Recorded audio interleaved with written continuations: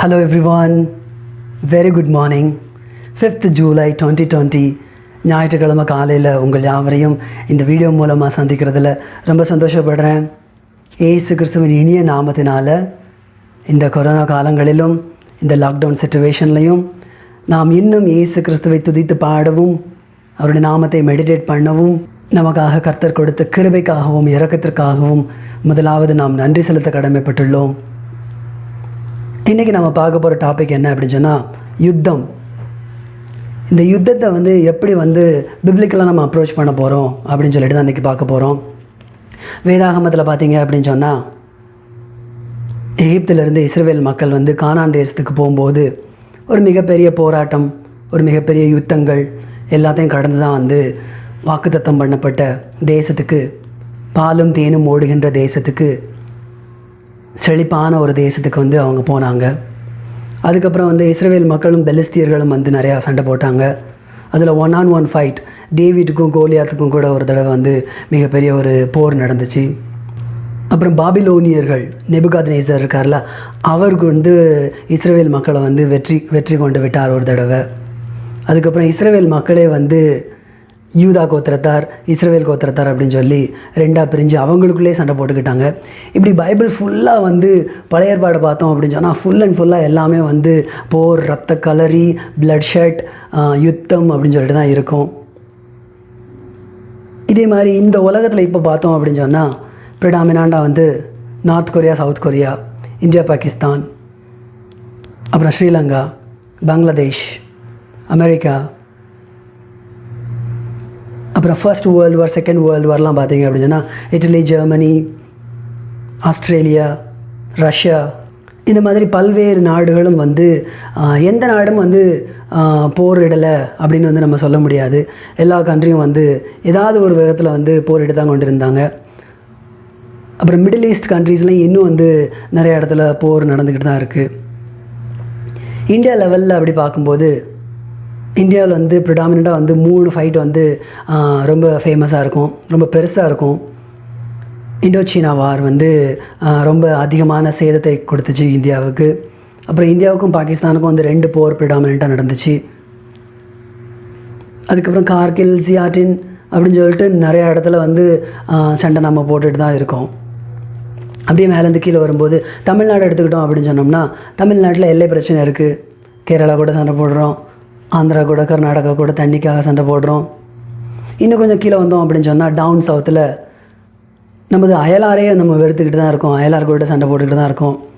இந்த மாதிரியான சண்டை நடக்கிறதுனால, இந்த மாதிரியான வெறுப்பு நடக்கிறதுனால தான் ஜெயராஜ், பெனிக்ஸ் அப்படிங்கிற ஃபாதர் சன் டியோ லாக்கப்பில் அடித்து கொல்லப்பட்டார்.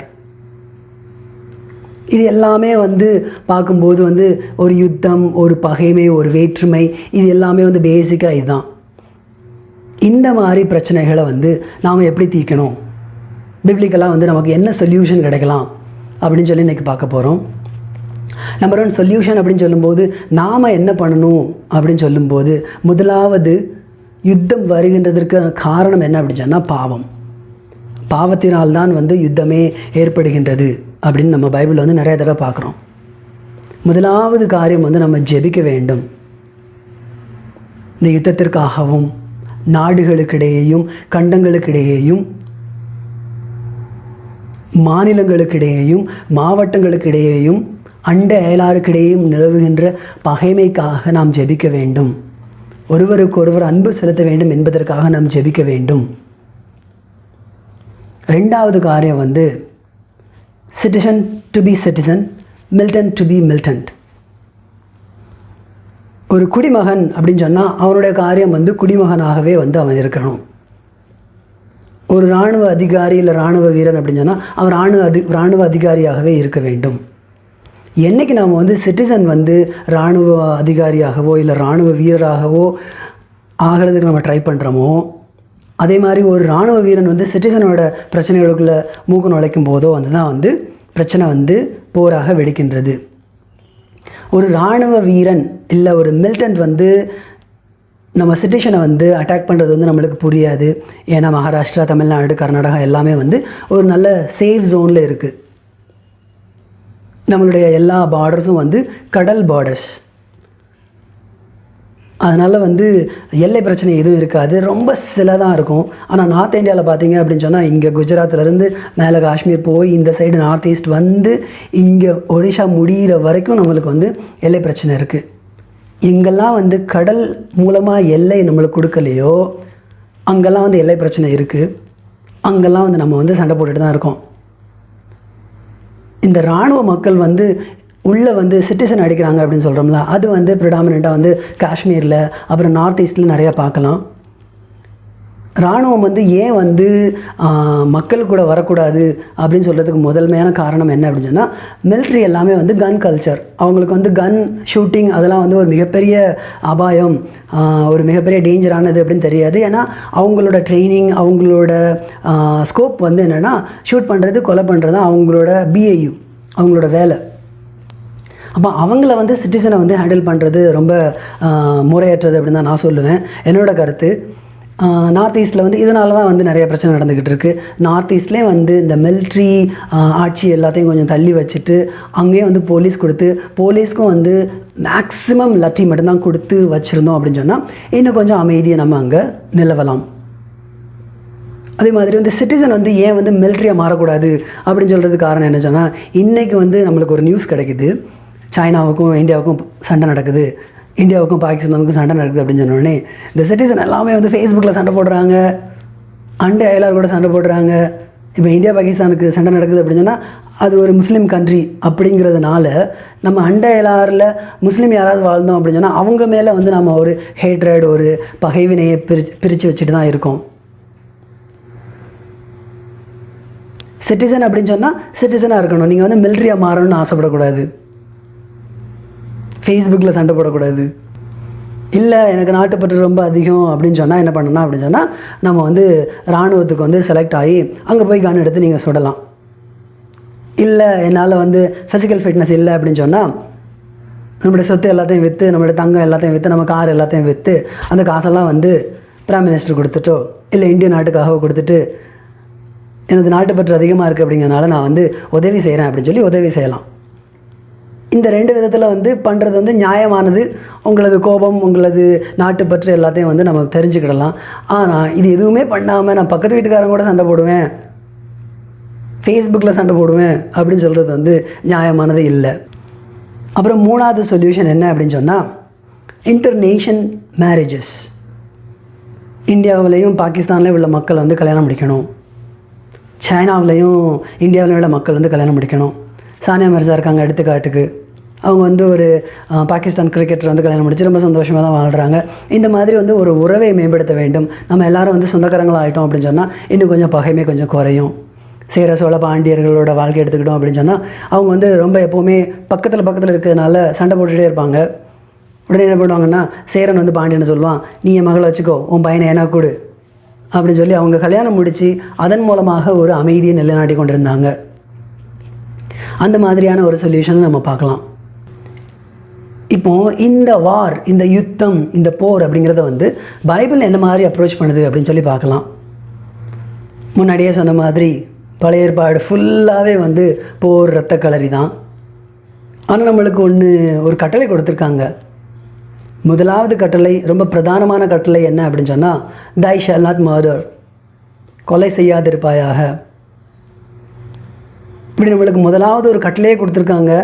அப்படி கட்டளை கொடுத்த கடவுள் தான் நம்ம மேலே அன்பும் கருணையும் கிருபையும் இரக்கமும் செலுத்துகின்ற அதே கடவுள் தான் வந்து இஸ்ரவேல் மக்களை வழிநடத்தும் போது நிறையா போரை வந்து முன்னிருந்து நடத்தி சென்றிருக்கின்றார். அவரே நிறையா ஃபைட்டை வந்து கமாண்ட் பண்ணியிருக்காரு. மோசே, காலேப், ஜாஷுவா அவங்க கூடலாம் வந்து கூடவே இருந்து இந்தந்த மாதிரி யுத்தம் பண்ணுங்க அப்படின்னு சொல்லி கொடுத்துருக்காரு. அப்போ ஒரு கான்ட்ரடிக்டான ஒரு வியூ இருக்கே அப்படின்னு சொல்லி கேட்குறவங்களுக்கு வந்து பைபிள் என்ன சொல்லுது அப்படின்னு சொன்னால், war is not a good thing. போர் இல்லைனா யுத்தம் வந்து ரொம்ப ரொம்ப துரதிர்ஷ்டவசமானது, அது ஒரு நல்ல செயல் அல்ல. பட் இட் இஸ் இன்எவிட்டபிள், தவிர்க்க முடியாதது. எதிர்காலத்தில் நடக்க போகின்ற மிகப்பெரிய ஒரு அநீதியையோ ஒரு ஈவில் திங்கையோ நாம் கருத்தில் நோக்கும்போது போர் வந்து ஒரு இன்எவிட்டபிளாக மாறிடுது. அதை தவிர்க்க முடியாமல் போயிடுது. அங்கே தான் வந்து கடவுளும் வந்து போர் செய்கின்றார். இயேசு கிறிஸ்து வந்து என்ன சொல்கிறாரு அப்படின்னு சொல்லி பார்க்கும்போது, இயேசு கிறிஸ்துவோட லைஃப் ஸ்டைல் இல்லை ஆட்டிடியூட் இல்லை கேரக்டர் அப்படின்னு பார்க்கும்போது வந்து, யாராவது உங்களை வலது கணத்தில் அறைந்தால் அவங்களுக்கு இடது கணத்தை திருப்பி கொடுங்க அப்படின்னு சொல்கிறாரு. கண்ணுக்கு கண் பல்லுக்கு பல் அப்படிங்கிற கொடூரமான ஒரு சட்டத்திட்டங்கள் இருந்த காலத்தில் இயேசு கிறிஸ்து வந்து ஒரு புதுமையான ஒரு தண்டனை கொடுக்குறாரு. யாராவது உங்களை வந்து கணத்தில் அடிச்சிட்டாங்கன்னா அவங்களுக்கு இன்னொரு கணத்தையும் காட்டு அப்படின்னு சொல்கிறாரு. 2000 வருஷத்துக்கு முன்னாடி கொடூரமான சட்டங்கள் தான் இருந்துச்சு. அப்போது திடீர்னு ஒருத்தர் கண்ணை பிடுங்கிட்டாரு அப்படின்னு சொன்னால், நீங்கள் அவனுக்கு மறுபடியும் கண்ணை பிடுங்காதீங்க, அவங்களுக்கு மன்னிங்க. மன்னிக்கிறதோடு மாத்திரம் இல்லாமல் அவங்களுக்கு திரும்ப இன்னொரு கணத்தை காட்டுங்க அப்படின்னு சொல்லும்போது மக்களுக்கு வந்து ரொம்ப புதுமையான ஒரு வித்தியாசமான ஒரு அணுகுமுறையாக தெரியுது. ஒரு நாள் காலை, ஒரு நாள் மாலை, ஒரு நாள் நைட்டு ஃபுல்லாக வந்து டார்ச்சர் பண்ணி அடின்னு அடித்து அவங்கள சிலுவையில் அறையும் போது, அவர் உயிருக்கு போராடிக்கிட்டு இருக்கும்போது அந்த வேதனையின் மத்தியிலும், Father forgive them, they know not what they are doing. பிதாவே அவர்களுக்கு மன்னியும், இவர்கள் தாங்கள் செய்கிறது என்னதென்று அறியாதிருக்கிறார்களே அப்படின்னு வந்து அவங்களுக்கு ஒரு மன்னிப்பு கொடுக்குறாரு. இதெல்லாம் பார்க்கும்போது என்னோடய கல்லூரி நண்பன் வந்து ஆர்எஸ்எஸில் இருந்தான். ஆர்எஸ்எஸில் பேரணிலாம் போவான், அந்த ஐடல்ஸ்லாம் வச்சு தள்ளிட்டு போவான். எங்கள் வீடு வரும்போது எங்கள் வீட்டு பக்கத்தில் வந்து நின்று சிரிச்சுட்டு எங்கள் அம்மா கூட பேசிட்டு தான் போவான்.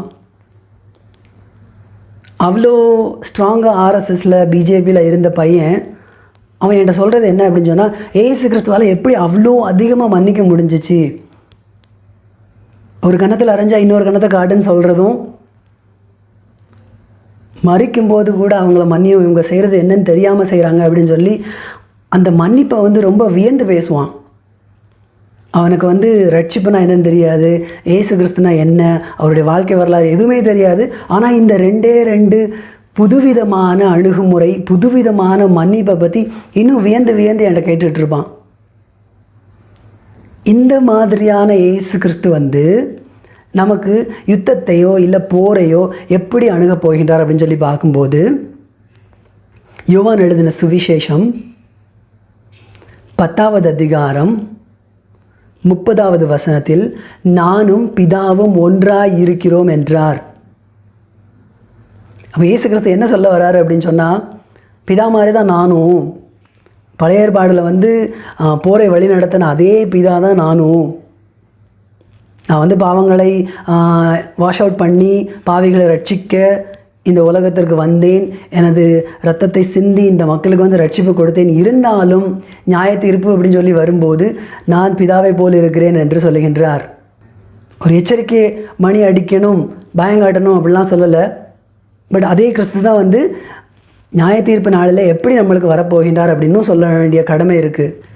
வெளிப்படுத்துதல் 19வது அதிகாரம் 11 முதல் 21 வசனம் வரை வாசித்து பார்த்தோம்னா தெரியும், 2வது வரை எவ்வளோ கொடூரமாக இருக்கும், நம்மளுக்கு எப்படி நியாய தீர்ப்பு செய்ய போகின்றார் அப்படின்னு சொல்லி எழுதியிருக்கோம்.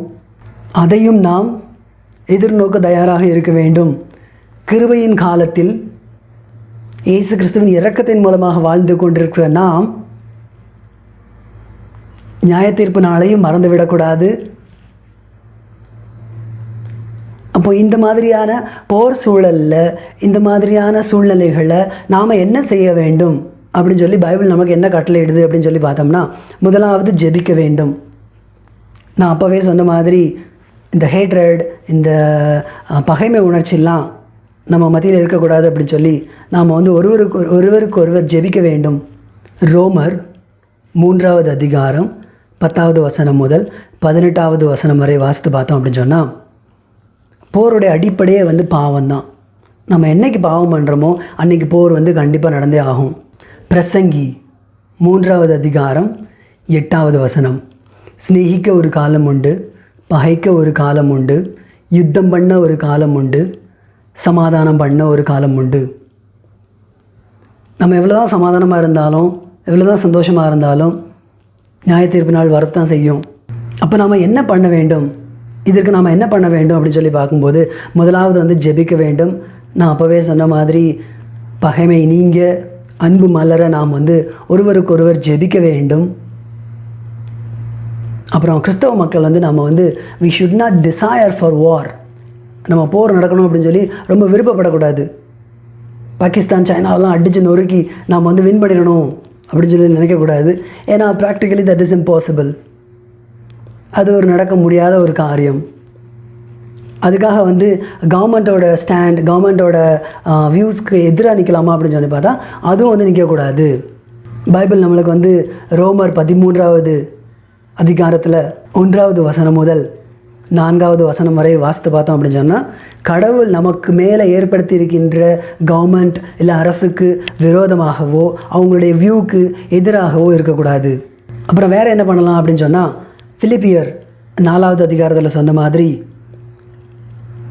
நமது ஆளுநர்களுக்கும் ஆட்சியாளர்களுக்கும் இந்த இடத்துல எந்த மாதிரியான முடிவு எடுக்கணும் அப்படின்னு சொல்லி ஒரு நாலேஜுக்கு, ஒரு விஸ்டம், அதுக்காக ஜெபிக்க வேண்டும். அப்புறம் குயிக் ரெசல்யூஷன், சீக்கிரத்தில் வந்து விடை கண்டுபிடிச்சு விட வேண்டும். இப்போ ஒரு பிரச்சனை அப்படின்னு சொன்னால் நம்ம வாழ்க்கையிலே வந்து போராட்டம் இல்லாமல் ஒரு வாழ்க்கை இருக்காது. அப்புறம் நாடுகளுக்கு இடையேயும் மாநிலங்களுக்கு இடையேயும் மாவட்டங்களுக்கு இடையேயும் வந்து கண்டிப்பாக சண்டை நடந்து தான் ஆகும். இந்த சண்டைகளுக்கு, இந்த மாறுபாடான கருத்துக்களுக்கு ஒரு குயிக் ரெசல்யூஷன், உடனடியான தீர்வு கிடைக்க வேண்டும் அப்படின்னு சொல்லி நம்ம ஜெபிக்க வேண்டும். இப்படிப்பட்ட காலத்தில் நாம் நமது தேசத்திற்காகவும் அண்டை அயலார் மேல் பகைமையை வளர்க்காமல் அன்பு பாராட்டும்படியாகவும் கர்த்தரிடத்தில் மன்றாடுவோமாக. அன்பின் கர்த்தாவே, இந்த அருமையான வேலையை கொடுத்ததற்காக நன்றி கர்த்தாவே. உமது சமூகத்தில் ஒருவருக்கொருவர் நாங்கள் அன்பு செலுத்த வேண்டும் என்று, அதற்குரிய குணாதிசயங்களை கொடுக்க வேண்டும் என்று கெஞ்சி மன்றாடுகிறோம் கர்த்தாவே. நாடுகளுக்கிடையேயும் கண்டங்களுக்கிடையேயும் மாநிலங்களுக்கிடையேயும் எங்கள் அண்டை அயலாருக்கிடையேயும் அன்பையும் ஒற்றுமையும் நாங்கள் வளர்க்க பாடுபட வேண்டும் கர்த்தாவே. போர் மேகங்கள் சூழ்ந்து வருகின்ற நேரத்திலே அண்டை அயலாருக்கிடையே பகைமையை வளர்த்து கொண்டு அநீதி நிகழ்ந்து கொண்டிருக்கிற நேரத்திலே கர்த்தாவே, ஆட்சியாளர்களுக்கும் காவல்துறையில் உள்ளவர்களுக்கும் தேவையான அளவு விஸ்டமும் ஞானமும் கொடுக்கும்படி மன்றாடுகின்றோம் கர்த்தாவே. எப்படி ஆள வேண்டும், எப்படி சட்டத்தையும் ஒழுங்கையும் கட்டி காக்க வேண்டும் என்று அவர்களுக்கு தேவையான ஞானத்தை கொடும் கர்த்தாவே. அன்பின் மிகுதியால், இரக்கத்தின் மிகுதியால் ஆட்சி புரியவும் கிருபை செய்யும் கர்த்தாவே.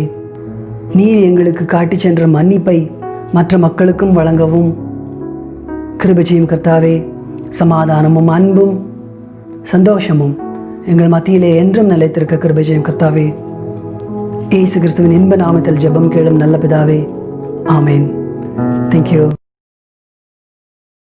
Hello everyone. Very good morning. 5th July 2020, Sunday morning. I'm very glad to meet you all over here. Today's topic is war.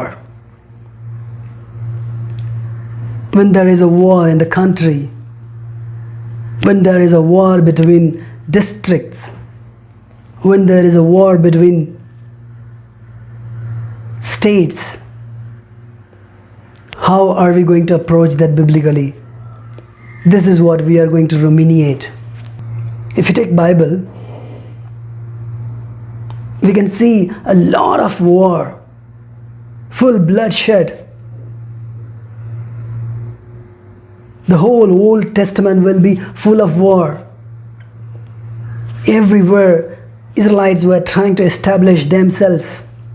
If we take an example of how Israelites escaped from Egypt to the promised land, Canaan, there were a number of wars. If we take an example of Philistines, they were waging a war against Israelites, and there was a one-on-one war between David and Goliath. And Babylonians, Nebuchadnezzar conquered Israelites once. Israelites themselves parted into two, and they themselves fighting with each other like Judah tribes and Israelites.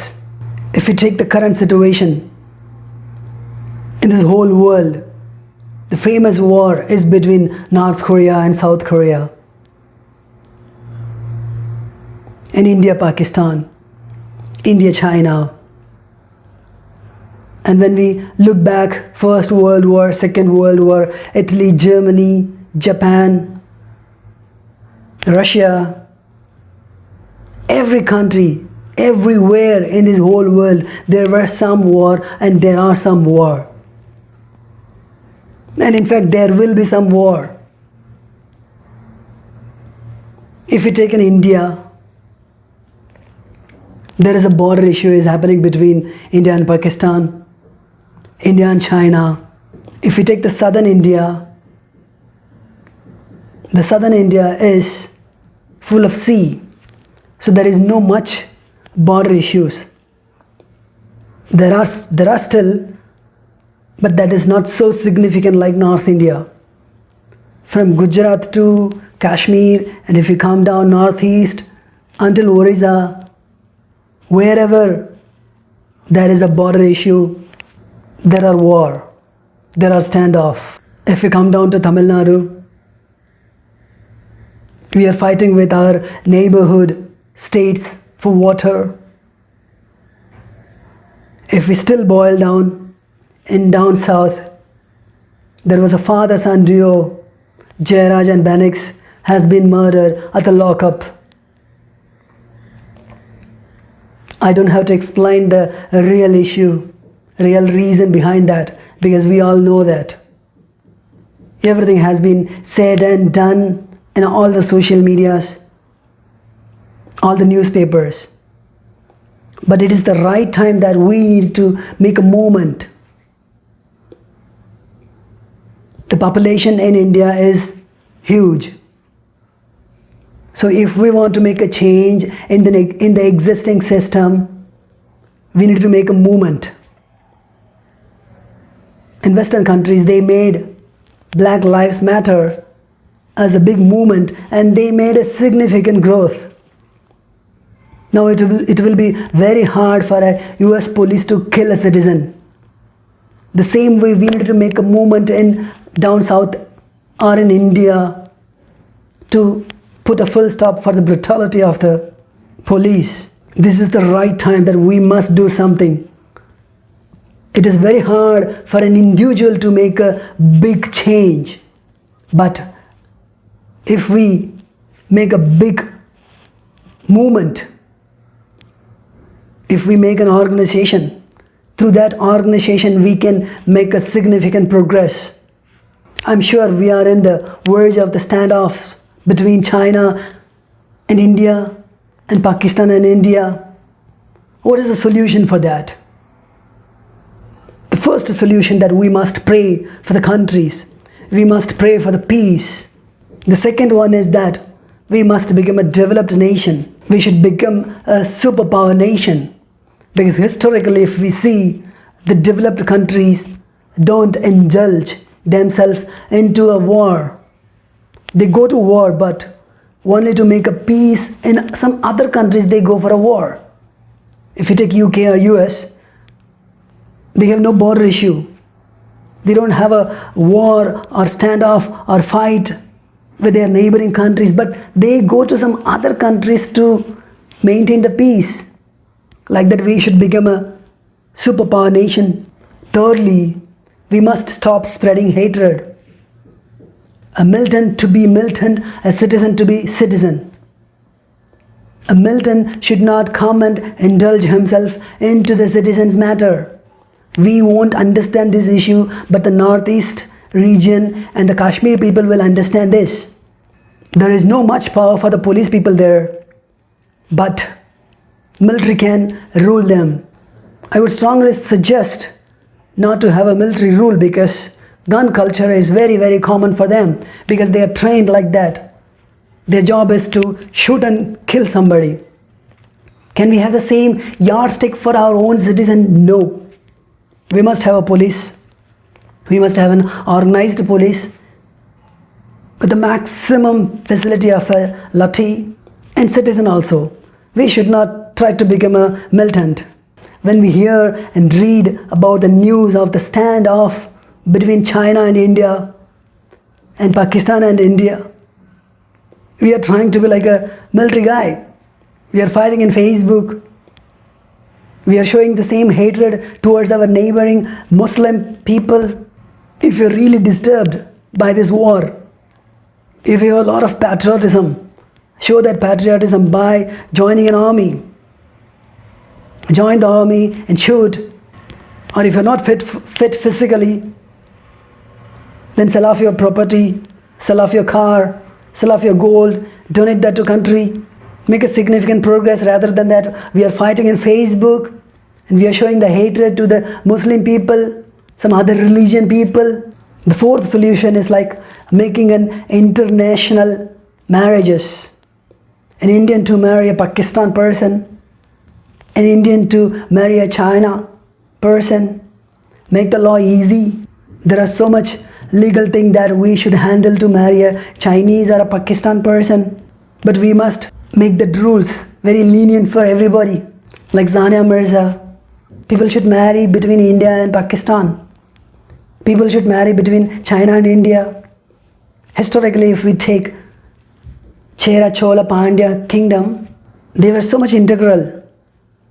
There were so many wars, there were so many fights, but they settled their war with marriages. A Pandya king will marry a Chera queen. A Chola princess will marry a Pandya prince. Like that, they settle down this war or hatred by marriages. Let's see what Bible is talking about war. Number 1, the first commandment, the prime commandment which has been given to us is like, thou shalt not murder. In fact, last week we have seen thou shalt not suicide also.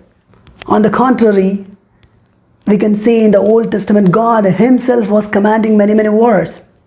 Midianites, Amalekans, God was telling them like, do not leave anyone who breathes. We must think about this oxymoron. The same God who was giving us a commandment to not to kill, the same merciful, graceful God was leading the army. Bible is clearly telling us that war is not good, but it is inevitable. War is necessary to prevent a greater evil. And we must understand that war is the outcome or the result of a sin. What Jesus Christ is showing about war or hatred, if we look at the characteristics or attitude of Jesus Christ, the profound thing that he was telling, like if someone is slapping on your right cheek, turn the other cheek also. 2000 years back, the law was barbaric.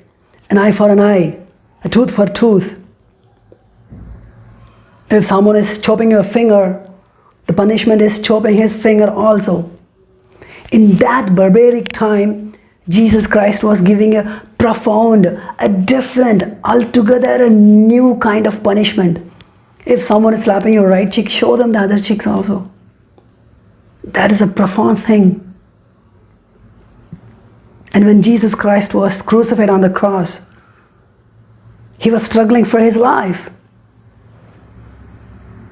On that time also Jesus Christ was telling like, Father, forgive them. They know not what they are doing.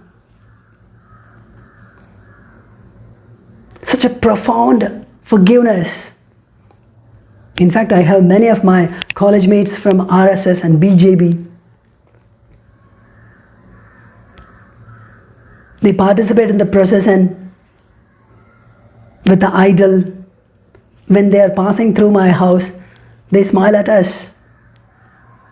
And my friend comes to me and he comes to my mom and then he talks and then he goes back.